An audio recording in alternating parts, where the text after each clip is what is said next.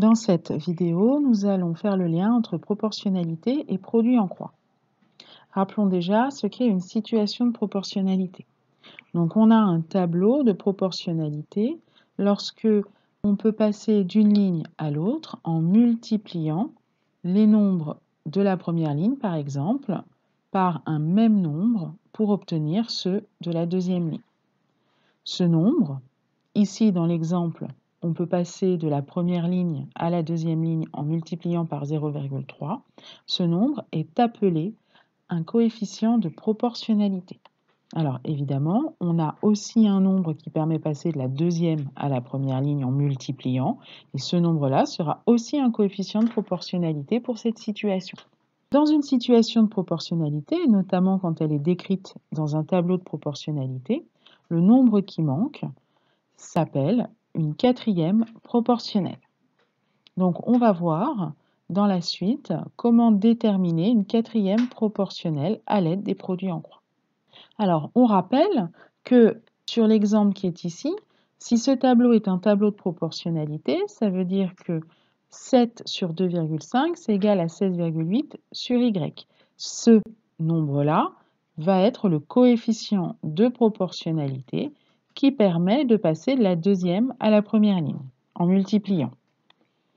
Mais vous savez que lorsqu'on a une égalité de fractions, pour déterminer un des nombres qui manquent dans cette égalité de fractions, on peut appliquer la règle de 3 avec les produits en croix. Donc pour ce faire, on multiplie les nombres qui sont en diagonale, puis ensuite on divise par le troisième nombre, celui qui nous reste, et on obtient donc la quatrième proportionnelle. Ce qui va nous donner ici 2,5 fois 16,8, le tout divisé par 7. 2,5 fois 16,8, ça fait 42. 42 divisé par 7, ça fait 6. Autrement dit, le nombre qui manque dans ce tableau de proportionnalité, c'est 6. Réciproquement, vous savez aussi que si on a égalité des produits en croix, alors les quotients sont égaux. Et si on a des quotients égaux, on va donc avoir proportionnalité. Donc ici, avec le tableau qui est donné, qui caractérise la situation qui met en lien la masse de farine dans un gâteau avec la masse du gâteau obtenu, on sait que si on a 150 g de farine, on obtiendra 400 g de gâteau. Si on a 112,5 g de farine, on aura 300 g de gâteau. Si on calcule les produits en croix, c'est-à-dire 150 fois 300, on trouve que ça fait 45 000. Puis ensuite, 400 fois 112,5, on trouve que ça fait aussi 45 000.